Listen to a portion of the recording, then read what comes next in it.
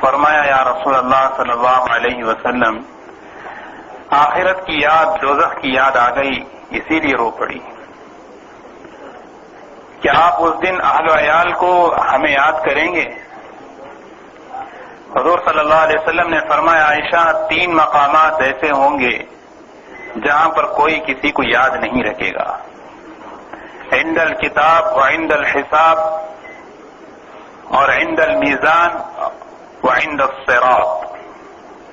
یہ 3 جگہ ایسی ہے جہاں کوئی کسی کو یاد نہیں رکھے گا. ایک تو نام اعمال کے تلنے کے وقت میں ترازو کس کا پلڑا ہلکا کس کا پلڑا بھاری ہو رہا ہے، اور دوسرا یوم عند الکتاب نام اعمال دیے جانے کے وقت میں کوئی کسی کو یاد نہیں رکھے گا اس وقت تک جب تک کہ اسے یہ اطمینان نہ ہو جائے کہ کس ہاتھ میں میرا نام اعمال ملتا ہے. اور تیسری جگہ عند الصراط پل صراط پر جب تک پل صراط پر سے نہ گزر جائیں اس وقت تک کوئی کسی کو یاد نہیں کرے. قرآن کریم میں اللہ پر ایمان کے بعد سب سے زیادہ جو زور دیا گیا وہ آخرت پر ہے. اگر یہ بنیاد ہمارے دلوں میں کمزور ہو گئی تو ایک تو اعمال سے جان نکل جائے گی، دوسرا انسان بے قابو ہو جائے گا. اس کا بولنا، اس کا دیکھنا، اس کا سننا، ہر عمل بے قابو بے لگام اونٹ کی طرح ہوگا. انسانی زندگی کا کنٹرولر ہے قیامت کا استحضار. جہاں آخرت کا یقین کمزور ہوتا ہے انسان کے اندر کیا مزاج پیدا ہوتا ہے قرآن نے بتایا فالذین لا یؤمنون بالآخرۃ قلوبهم منکرۃ وهم مستکبرون. جو لوگ آخرت کا انکار کرتے ہیں اور آخرت کا یقین کمزور رکھتے ہیں ان کے مزاج میں غرور اور گھمنڈ پیدا ہوتا ہے.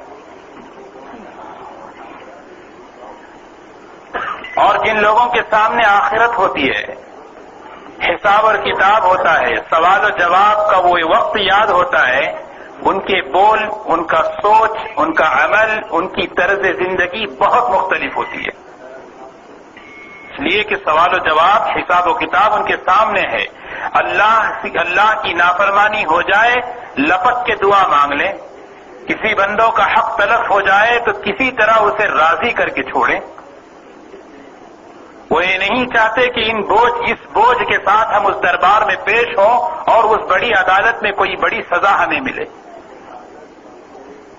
بڑے سے بڑا عہدہ، بڑے سے بڑی سلطنت اس بات پر اسے روکے گی نہیں، مانع نہیں بنے گی، رکاوٹ نہیں بنے گی کہ وہ کسی چھوٹے حقیر انسان سے معافی مانگے جب دلوں کے اندر آخرت کا خوف ہوتا ہے. جیسے وہ ایران کے اصفہان کے علاقے کے بادشاہ سلطان ملک شکار کے لیے نکلے تو اس علاقے کے اندر ایک غریب بیوہ عورت کی گائے چر رہی تھی اور اس گائے سے 3 یتیم بچوں کی پرورش کا نظام تھا. بادشاہ کے ملازموں نے اس کو ذبح کر کے کباب بنا کے کھا لیا، ختم کر دیا. یہ عورت بوڑھی بیوہ، اس کا کوئی سہارا نہیں.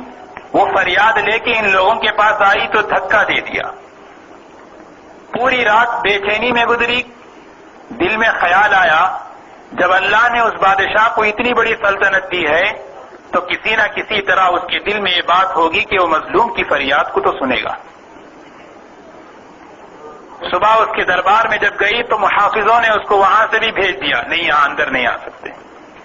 کسی طرح خبر ملی کہ بادشاہ شکار کے لیے ایک فلاں پل پر سے گزرتے ہیں.